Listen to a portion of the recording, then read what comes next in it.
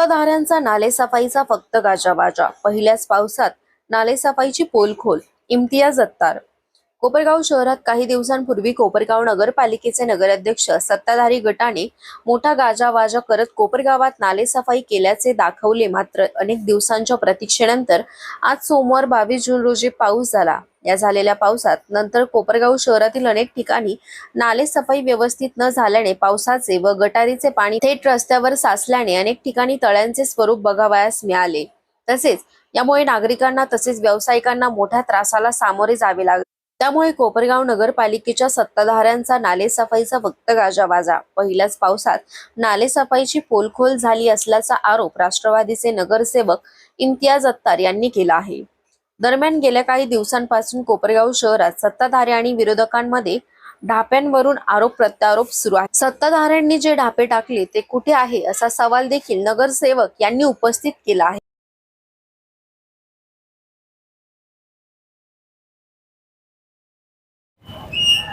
काही दिवसापूर्वी कोपरगाव नगरपालिकेचे जे नगराध्यक्ष आणि काही त्यांची टीमने कोपरगाव शहरामध्ये नाले सफाईच्या नावाखाली जो गाजावाजा केला तो आपण सगळ्यांनी पाहिला असेल.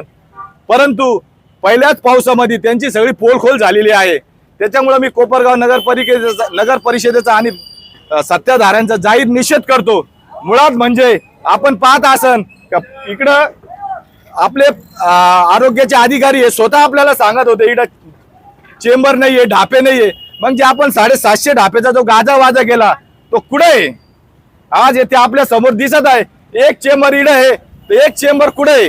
का स्वतः साहेब म्हणून राहिले की चेंबर नाही, ढापे नाही. मग आहे कुठे 750 ढापे आपले? आज काय सुभाषनगर भागामध्ये काही परिस्थिती उद्भवली आणि आज संदर्भाला परिसरामध्ये सुभाषनगर भागामध्ये आपण जर जाऊन आपण स्वतः पाहिलं तर आज प्रत्येक 4 घर सोडून घरामध्ये पाणी आहे. आणि त्याचं कारण असं का ते नाली सफाई न होत असल्यामुळं अख्खे गटारी जाम आहे. त्याच्यामुळे तो पाणी पावसाचं पाणी त्याच्यात न जाता लोकांच्या घरात जाऊ राहिला. तरी याच्याकडं सत्ताधाऱ्यांनी आणि प्रशासकांनी लक्ष द्यावा ही आमची नम्र विनंती आहे.